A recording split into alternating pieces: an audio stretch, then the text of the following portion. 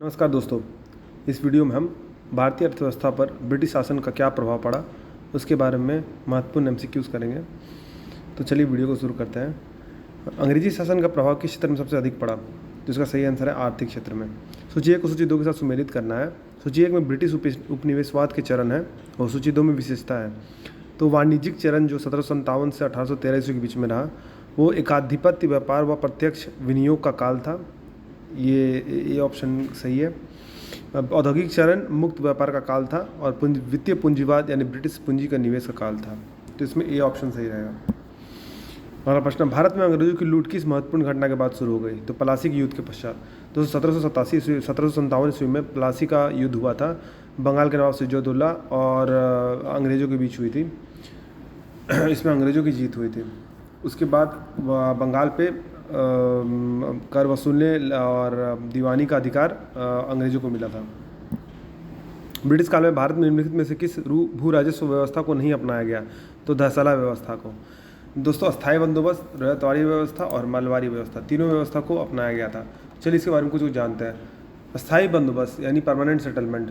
तो बक्सर के युद्ध के बाद बंगाल पर दीवानी का अधिकार ब्रिटिश ईस्ट इंडिया कंपनी को दे दिया गया था। ब्रिटिश ईस्ट इंडिया कंपनी के अधिकारी न तो प्रशिक्षित थे और न ही उन्हें स्थानीय कानूनों को कोई ज्ञान था। इस प्रकार जमींदार अनियंत्रित थे और भ्रष्ट हो गए थे। कारीगरों को अपने उत्पादों को कम दरों पर बेचने के लिए मजबूर किया गया और किसानों को उच्च करों का भुगतान करने के लिए मजबूर किया गया। इस प्रकार बंगाल की अर्थव्यवस्था गहरे संकट में पड़ गई। तो 1770 ईस्वी में बंगाल में भयानक अकाल पड़ा जिसमें लगभग 10 लाख लोग मारे गए। ब्रिटिश अधिकारियों ने महसूस किया कि भूमि में निवेश को प्रोत्साहित किया जाना चाहिए और कृषि की स्थिति में सुधार किया जाना चाहिए। इस प्रकार 2 दशकों के बाद लॉर्ड कॉर्नवालिस के तहत स्थायी बंदोबस्त प्रणाली यानी 1793 ईस्वी में परमानेंट सेटलमेंट एक्ट ले आया गया है। तो ये जो परमानेंट सेटलमेंट एक्ट था यानी स्थायी बंदोबस्त थे, उसकी कुछ निम्नलिखित विशेषताएँ थी। तो जमींदार जो पहले केवल संग्रह करता थे, इस प्रणाली के तहत जमींदार बन गए। जमींदारों को संपत्ति के हस्तांतरण या बिक्री का अधिकार था। जमींदारों को उनके स्वामित्व में भूमि के उत्तराधिकार के लिए वंशानुगत अधिकार दिए गए। एकत्र किया जाने वाला भू राजस्व निश्चित था और भविष्य में इसकी वृद्धि नहीं करने के लिए सहमति व्यक्त की गई। यह तय किया गया कि एकत्र किए गए भू राजस्व का 10/11वां हिस्सा अंग्रेजों को दिया जाना चाहिए और 1/11वां हिस्सा जमींदार के पास रखना है। जमींदार को काश्तकार को एक पट्टा या एक भूमि विलेख देना चाहिए जिसमें भूमि का क्षेत्रफल और इसके लिए दिए जाने वाले लगान का विवरण हो। यदि जमींदार निश्चित राजस्व राशि का भुगतान करने में विफल रहे तो उनकी संपत्तियों को अंग्रेजों द्वारा जब्त कर लिया गया और नीलामी के माध्यम से बेच दिया गया। बंगाल में स्थायी राजस्व बंदोबस्त का प्रमुख परिणाम समाज को 2 भागों में बांटना, जमींदार और काश्तकार। ये थी स्थायी बंदोबस्त की व्यवस्था। अगली व्यवस्था थी रैयतवाड़ी व्यवस्था। इसमें रैयत का हिंदी में अर्थ होता है किसान। इस प्रकार रैयतवाड़ी व्यवस्था बिना किसी बिचौलियों की भूमिका के रैयत से राजस्व को सीधे संग्रह पर निर्भर थी। यह 1792 में कर्नल रीड द्वारा विकसित किया गया था और 1820 में थॉमस मुनरो द्वारा सुधार किया गया था। इस प्रणाली के अनुसार टीलर बिना किसी जमींदार की भूमिका के सीधे सरकार को राजस्व देता था। इसे मद्रास और बॉम्बे में लागू किया गया। किसान अपनी जमीन के मालिक बने रहे। सरकार को राजस्व का भुगतान करने के लिए किसानों को सीधे तौर पर जिम्मेदार ठहराया गया था। अगली व्यवस्था थी महलवाड़ी व्यवस्था। महलवाड़ी व्यवस्था ईस्ट इंडिया कंपनी द्वारा सन 1833 में उत्तर प्रदेश, पंजाब, मध्य प्रदेश में लागू की गई भू राजस्व की प्रणाली थी। यह भू राजस्व भारत के 30% भूभाग पर लागू किया गया। इसके पहले कंपनी बंगाल में स्थायी बंदोबस्त तथा बम्बई, मद्रास आदि में रैयतवाड़ी लागू कर चुकी थी। इस व्यवस्था में भूमि राजस्व बंदोबस्त कंपनी ने एक गाँव को महल मानकर गाँव के मुखिया के साथ किया। गाँव के मुखिया को लबनदार कहा जाता था, जिसका कार्य गाँव से लगान वसूल कर कंपनी को देना था। गांव को महल कहे जाने के कारण इस व्यवस्था का नाम महलवाड़ी पड़ा। इस व्यवस्था की अवधारणा सर्वप्रथम होल्ड मैकेंजी ने 1819 ईस्वी में किया था। 1822 के रेगुलेशन के अनुसार कुछ भूभाग का 95% निश्चित किया गया तथा इसे वसूलने के लिए अत्यधिक कठोरता बनाई गई। अतः यह व्यवस्था असफल रही। अगला प्रश्न है, भारत में प्रथम रेल लाइन निम्नलिखित में से किसने बिछाई थी? तो लॉर्ड डलहौजी ने। भारत से ब्रिटेन की ओर संपत्ति के अववहन यानी ड्रेन ऑफ वेल्थ का सिद्धांत किसने प्रतिपादित किया? दादा भाई नौरोजी में, जिन्हें grand old man of India कहा जाता था। वर्ष 1853 में लॉर्ड डलहौजी ने जो पहली टेलीग्राफ लाइन शुरू की थी वह किसके बीच थी? तो कलकत्ता और आगरा के बीच। भारत में ब्रिटिश भू राजस्व प्रणाली का निम्नलिखित में से किसने सबसे अधिक लाभ प्राप्त किया? तो वह जमींदार ने। भारत में सबसे पहला सूती वस्त्र मिल किस शहर में स्थापित किया गया? तो बम्बई में। अंग्रेजों द्वारा बनाई गई भू राजस्व व्यवस्था की निम्न प्रणालियों में से कौन सी कृषकों के हित हितों को अधिक सुरक्षा प्रदान करती थी। तो मद्रास प्रांत की रैयतवाड़ी भू व्यवस्था, जिसके बारे में अभी हमने जाना है दोस्तों। किसके द्वारा बंगाल और बिहार का स्थायी बंदोबस्त, इस्तामारारी बंदोबस्त शुरू किया गया? तो लॉर्ड कॉर्नवालिस के द्वारा। इसके बारे में अभी हमने कुछ देर पहले देखा। ब्रिटिश सरकार ने भारत में स्थायी बंदोबस्त कब लागू किया? 1793 ईस्वी में। रैयतवाड़ी व्यवस्था कब लागू की गई? तो 1820 ईस्वी में। पहली बार औपचारिक रूप से महलवारी प्रथा कब चालू करी गई? तो 1822 ईस्वी में। स्थायी बंदोबस्त जिन क्षेत्रों में लागू किए गए उनमें शामिल है, तो सभी शामिल है, बंगाल, बिहार, उड़ीसा, मद्रास के उत्तर जिले और बनारस। अगला प्रश्न है, अंग्रेजी शासनकाल में भारत का कौन सा क्षेत्र अफीम उत्पादन के लिए प्रसिद्ध था? तो बिहार। 18वीं सदी में बंगाल में वस्त्र उद्योग के पतन के लिए उत्तरदायी कारण क्या था? तो ब्रिटेन को निर्यात करने वाला माल पर उच्च तटकर। नील कृषकों की दुर्दशा पर लिखी गई पुस्तक नील दर्पण के लेखक कौन है? तो दीनबंधु मित्र। अंग्रेजों द्वारा सर्वप्रथम कहवा बागान लगाए गए थे, कहाँ पर? तो वायनाड जनपद में। अंग्रेजी शासन के दौरान भारत के आर्थिक दोहन के विचार का प्रतिपादन किसने किया था? दादा भाई नौरोजी ने। भारत में अंग्रेजों के समय प्रथम जनगणना किसके कार्यकाल में हुई थी? लॉर्ड मायो के काल में।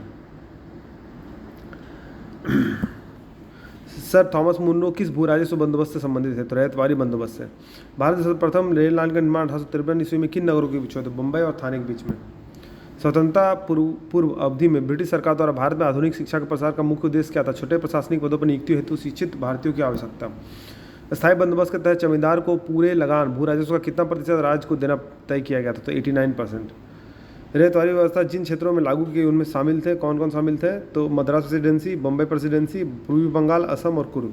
उत्तरी भारत में भूमिकर व्यवस्था का प्रवर्तक यानी father of land settlement in northern India किसे कहा जाता था? तो मार्टिन बर्ड को।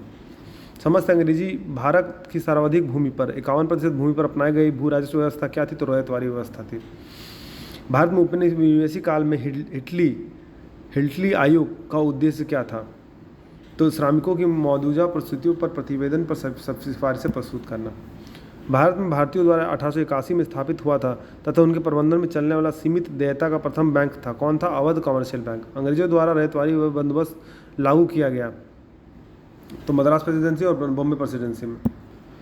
भारत में उपनिवेशी शासन के संदर्भ में 1883 ईस्वी में पारित इल्बर्ट बिल का उद्देश्य क्या था? जहाँ तक कि अदालतों का दंडित अधिकारिता का संबंध था, भारतीय तथा यूरोपीय लोगों को बराबरी पर रोकना।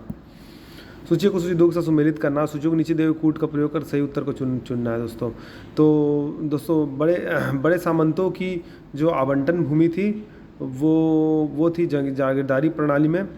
उसके बाद मालगुजारों की इजारेदारों अथवा तहसीलदारों को आवंटित भूमि थी जमींदारी प्रणाली में। उपकिराएदार पर देने, गिरवी रखने, हस्तांतरण करने, उपहार देने या विक्रय करने का अधिकार सहित प्रत्येक किसान को आवंटित भूमि थी, वो थी रैयतवाड़ी प्रणाली में। और ग्राम स्तर पर की गई भू राजस्व की बंदोबस्ती थी महलवाड़ी प्रणाली में। तो बी ऑप्शन सही है। ब्रिटिश शासन के दौरान भारत में उद्योगों का कोई स्वतंत्र विकास नहीं हुआ, इसका क्या कारण था? तो भारी उद्योगों का अभाव। यद्यपि सरकार के व्यापार पर 1813 के चार्टर्ड एक्ट द्वारा कंपनी के अधिकार को समाप्त कर दिया गया, परंतु फिर भी किसी वस्तु का व्यापार केवल कंपनी के लिए ही सुरक्षित रखा गया। तो चाय। ब्रिटिश ईस्ट इंडिया कंपनी का व्यापारिक अधिकार अंतिम रूप से किस एक्ट के तहत समाप्त कर दिया गया? तो 1833 के चार्टर्ड एक्ट के द्वारा।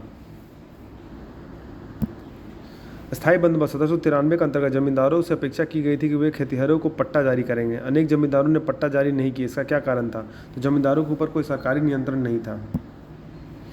ब्रिटिश भू राजस्व व्यवस्था के संदर्भ में इन कथनों पर विचार कीजिए। तो इसमें से कौन सा कथन सही है? तो स्थायी बंदोबस्त के तहत सरकार ने जमींदारों से हमेशा के लिए लगान निश्चित किया, इसके कार्य से स्थायी बंदोबस्त कहा गया। रैयतवाड़ी व्यवस्था के तहत सरकार ने रैयतों से लगान निश्चित किया, इसके कार्य से रैयतवाड़ी व्यवस्था कहा गया। मालवाड़ी व्यवस्था के तहत प्रत्येक खेत के आधार पर भू राजस्व निर्धारित नहीं किया गया, बल्कि प्रत्येक माहल यानी जागीर का एक भाग के अनुसार निश्चित किया गया, इसलिए इस व्यवस्था को माहलवाड़ी व्यवस्था कहा गया। तो एक पहला, दूसरा, तीसरा, तीनों स्टेटमेंट सही है दोस्तों। सुमेलित करना भू राजस्व व्यवस्था और संबंधित व्यक्ति, इससे कौन सी व्यवस्था संबंधित है? तो स्थायी बंदोबस्त है तुम्हारे आपके कॉर्नवालिस, चार्ल्स ग्रांट और जॉन शोर। रैयतवाड़ी व्यवस्था थे captain Reid, Thomas Munro, Elphinstone. और महलवाड़ी व्यवस्था के थे हेल्टे मैकिन्जे और मार्टिन बर्ड। महलवाड़ी व्यवस्था जिन तरफ लागू की गई थी उसमें शामिल थे, कौन से शामिल थे? तो गंगा घाटी, दोआब के उत्तर पश्चिमी प्रांतों, पश्चिमी उत्तर प्रदेश, मध्य भारत के कुछ भाग, मराठों के अधिकृत प्रदेश और पंजाब सभी थे। सूची 1 को सूची 2 के साथ सुमेलित करना दोस्तों। कस्तकारी का अधिनियम, तो बंगाल कस्तकारी का जो अधिनियम था 1885 ईस्वी में हुआ था। अवध लगान अधिनियम एवं मद्रास कस्तकारी विधेयक 1886 ईस्वी में। दक्कन कस्तकारी अधिनियम 1889 में और मध्य प्रांत कस्तकारी विधेयक 1883 ईस्वी में। आधुनिक शिक्षा के संदर्भ में शिक्षा का माध्यम को लेकर उठे प्रांच आंगल विवाद का अंत मैकाले के प्रपत्र 1835 से हुआ। इसके अनुसार किस भाषा को भारत में शिक्षा का माध्यम स्वीकार किया गया? अंग्रेजी।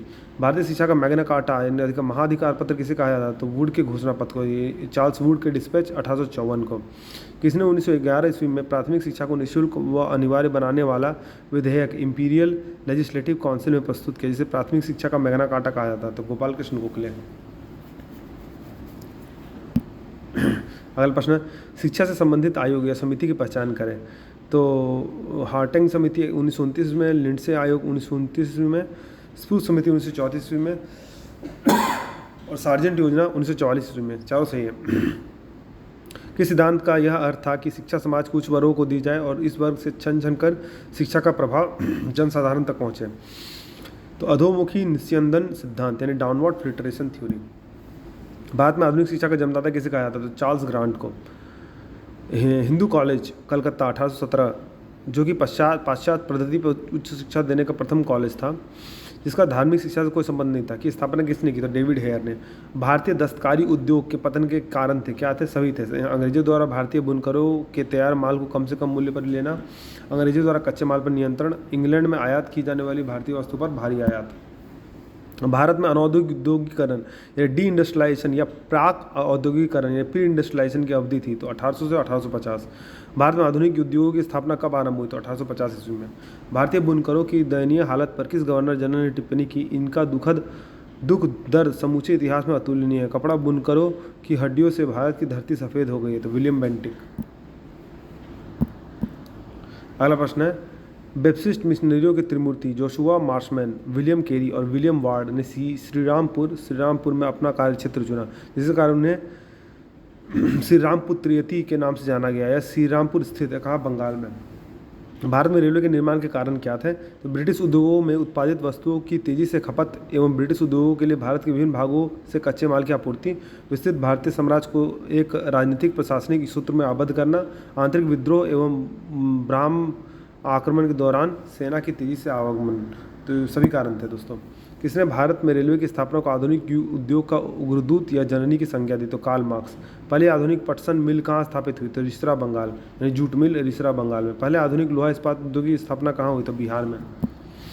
बिखरे हुए स्वायत्त गांवों के कवच को इस्पात के रेलों से छेद दिया गया, जिससे उनके जीवन रक्त का हास हो गया। यह किसने कहा? बुकानन ने।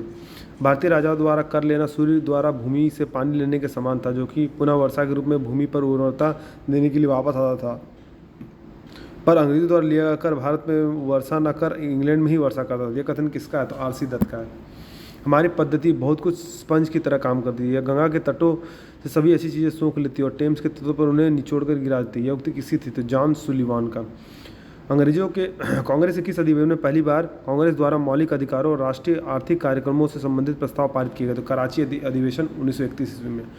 कांग्रेस के कराची अधिवेशन में अध्यक्ष कौन थे? तो सरदार वल्लभ भाई पटेल। सुमेलित करना है दोस्तों सूची 1 और सूची 2 के साथ। तो स्ट्रेची आयोग जो है वो लॉर्ड लिंडन के टाइम पे आया, लियाल आयोग 1897 में लॉर्ड इल्गिन के टाइम पर, मैकडोनाल्ड आयोग 1900 में लॉर्ड कर्जन के टाइम पर, और वुडहेड आयोग 1943-44 में लॉर्ड वेवेल के टाइम पर। 20वीं सदी के पूर्वार्ध में देश का भीषणतम काल 1942-43 में कहाँ पड़ा? तो बंगाल में। ब्रिटिश काल में कौन सा उद्योग धंधे विकसित हुए? तो 1, 2, 3, 5 यानी कि मशीन के पूजे वस्तु को छोड़ के जूट, कोयला, लोहा इस्पात और सूती कपड़ा सभी विकसित हुए। 1938 ईस्वी में भारतीय राष्ट्रीय कांग्रेस के अनुरोध पर जो राष्ट्रीय योजना समिति बनाई गई, उसके अध्यक्ष कौन थे? जवाहरलाल नेहरू। अकालों को रोकने तथा अकाल पीड़ितों की सहायता तो भारत सरकार ने अकाल संहिता यानी फेमिन कोड का प्रचारित करता 1883 ईस्वी में। भारत में विकेंद्रीकरण का शुभारंभ किसी समय में हुआ? दोस्तों इस प्रश्न को हम थोड़ी देर में देखते हैं। रेल विभाग के लिए पृथक रूप से रेल बजट कब आरंभ हुआ? तो सन 1935 ईस्वी में।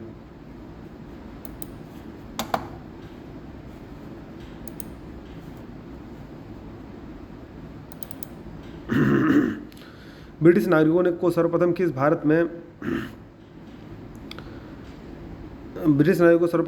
किस वर्ष भारत में भूमि खरीदने एवं बसने की अनुमति मिली? तो 1833 ईस्वी में। अगला प्रश्न है,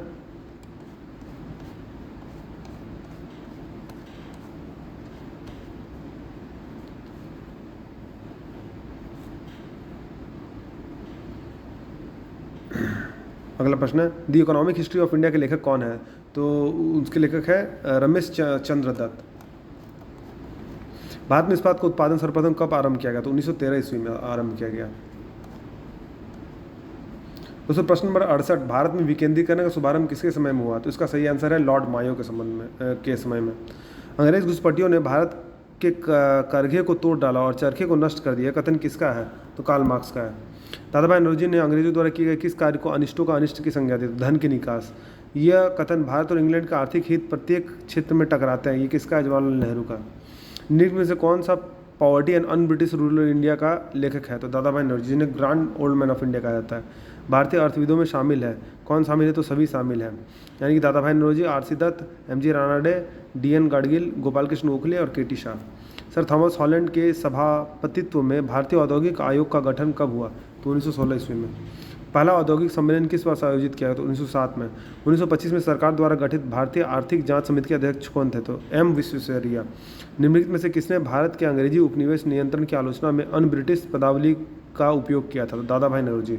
भारत में सर्वप्रथम रेलवे लाइन किस ब्रिटिश गवर्नर जनरल के समय बिछाई गई? तो लॉर्ड डलहौजी के टाइम पे। निम्न में से कौन सा भारत में ब्रिटिश उपनिवेशवादी शासन का परिणाम नहीं था? भारतीय सामंतवाद का विनाश। 1813 के पहले ब्रिटिश द्वारा निम्नलिखित में से कौन सा उपाय भारतीयों के आर्थिक रूप से शोषण करने के लिए नहीं अपनाया गया? तो मुक्त व्यापार की नीति। दादा भाई नौरोजी द्वारा उनकी कृति poverty and un British rule in India के संबंध में प्रस्तुत किए गए अपवहन सिद्धांत यानी ड्रेन थ्योरी शब्द को निम्नलिखित कथनों में से कौन सा एक सूचित रूप से परिभाषित करता है? तो इसका सही आंसर है कि भारतीय राष्ट्रीय संपत्ति या कुल वार्षिक उत्पाद का एक हिस्सा ब्रिटेन को निर्यात किया जाता था, जिसके लिए भारत को कोई महत्वपूर्ण प्रतिफल नहीं मिलता था। भारत में उपनिवेशी शासनकाल में होम चार्जेस पर भारत के संबंध में दोहन का महत्वपूर्ण अंग था। निम्न में कौन सी निधि होम चार्ज के संगठक थी? तो पहले, दूसरा, तीसरा तीनों थी। यानी लंदन में इंडिया ऑफिस के भरण पोषण के लिए प्रयोग में ले जाने वाली निधि, भारत में कार्यरत अंग्रेजी कर्मचारियों के वेतन और पेंशन देने की लिए जाने वाली निधि, और भारत के बाहर युद्धों को लड़ने में अंग्रेजों द्वारा प्रयोग की जाने वाली निधि। किस कंपनी सर्वप्रथम भारत में रेल सेवा प्रारंभ की? तो great Indian peninsular railway. Ryotwari बंदोबस्त के संदर्भ निम्नलिखित कथनों पर विचार कीजिए। तो इसमें तीनों स्टेटमेंट सही है दोस्तों। किसानों द्वारा लगान सीधे सरकार को दिया जाता था, सरकार रेत को पट्टी देती थी, कर लगाने के पूर्व भूमि का सर्वेक्षण और मूल्य निर्धारण किया जाता था। निम्नलिखित कथनों पर विचार दादा भाई नौरोजी को भारतीय राष्ट्रीय आंदोलन के सबको सर्वाधिक प्रभावी देन थी कि उन्होंने इस बात को अभिव्यक्त किया कि ब्रिटेन भारत का आर्थिक शोषण कर रहा है। प्रश्न है, ब्रिटिश ईस्ट इंडिया कंपनी ने चाय के व्यापारिक अधिकार को खो दिया था? तो 1833 के चार्टर एक्ट द्वारा।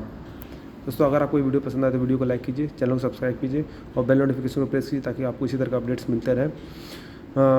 वीडियो में बने रहने के लिए धन्यवाद। मिलते हैं अगले वीडियो में।